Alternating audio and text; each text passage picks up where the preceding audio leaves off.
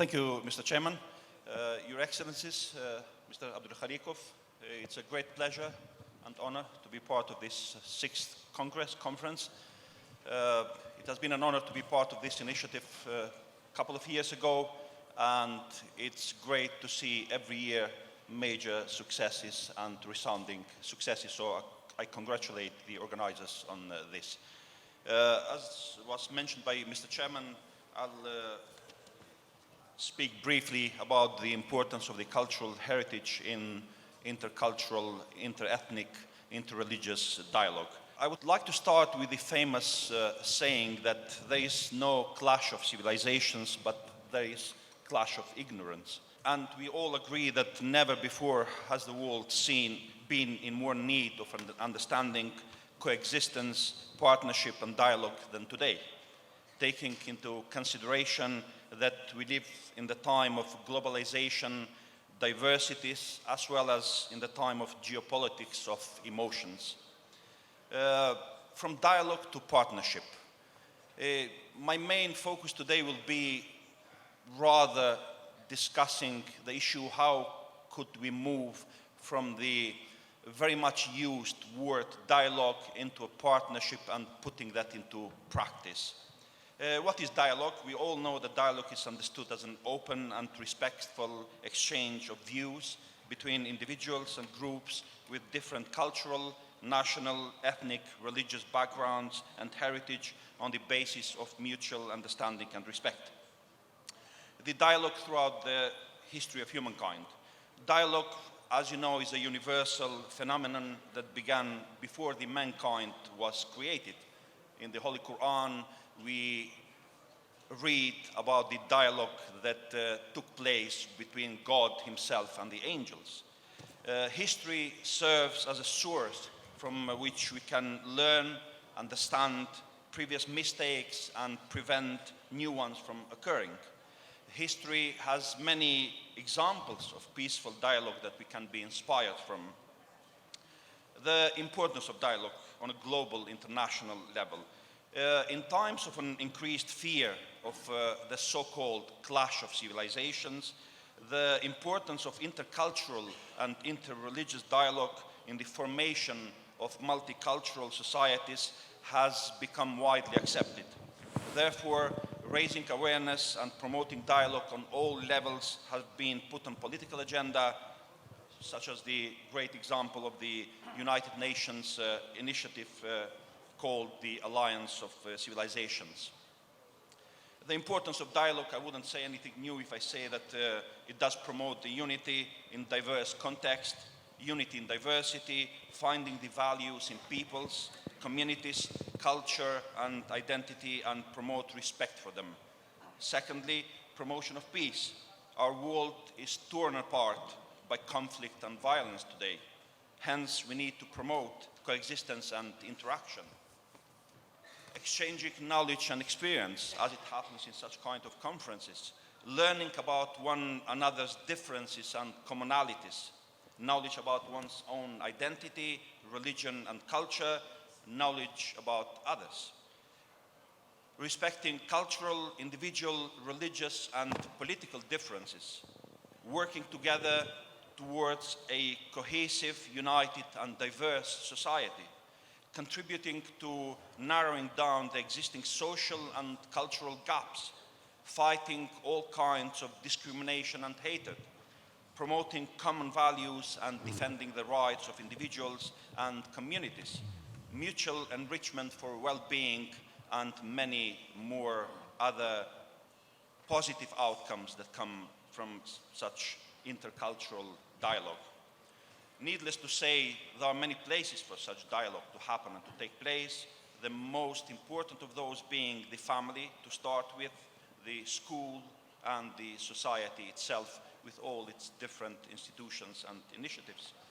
There are a few things that we usually should consider during a dialogue process.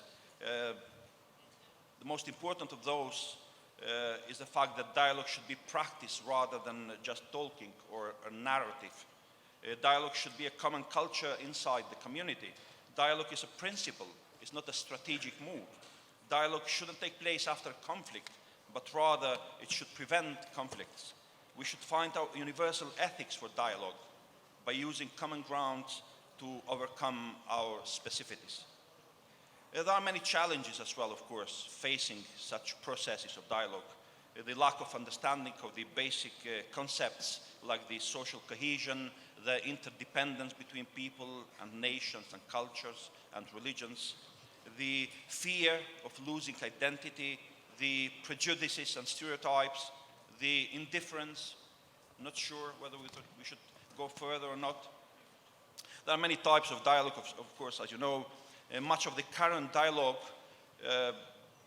between nations and groups for the time being, yet there is another potential space for dialogue, I would say, and that is the so-called civilizational partnership. Knowing the other is the first step towards the partnership.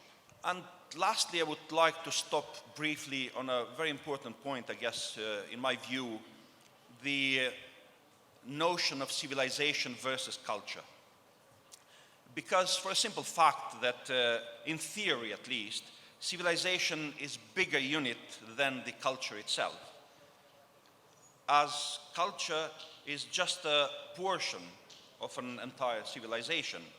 Each civilization can contain, as you know, not only one, but several cultures. And we have many proofs, and this initiative shows to us that there have been many cultures cooperating, and there have been a lot of culture fusion in bringing together this major universal human civilization that we see today. Let me stop briefly on the meaning of the civilizational partnership. The social contract which connects all the components of the society, i.e. individuals, groups, etc., dictates that all of them should be partners in that society, as well as partners in the issues that are represented in a set of duties, obligations, laws, customs, and traditions. The main issue upon which they contracted each other is the betterment of the society, i.e. the betterment of the world. That is the civilizational partnership in which everyone is obliged to participate as a natural result of the social contract. The content of the civilizational partnership. The civilization is not simply a technological advancement as we very often tend to define it, but it is a wider and much more complex issue, which includes norms, morality, and even culture. The cultural interdependency of civilization. This is a very important point that we should probably repeat and repeat every now and again. Much of inventions and contributions, as we can see clearly in such initiative and many other initiatives, tell us clearly that all the contributions throughout the human civilizations have roots in different cultures, and different cultures contributed to such development. And therefore, I would like to highlight a well-known saying of an Egyptian old scholar who says, no society can succeed if there is no cooperation even in doing a loaf of bread. That's the simplest thing to start with, and I think we are witness of such an issue in today's world, unfortunately. That's Ahmed Ibn Dalji in his well-known book, Al-Falaka wal-Maflukun. The modern civilization is a result of cultural interdependence, as we highlighted many times. The modern civilization is an outcome of a contribution of different people and cultures.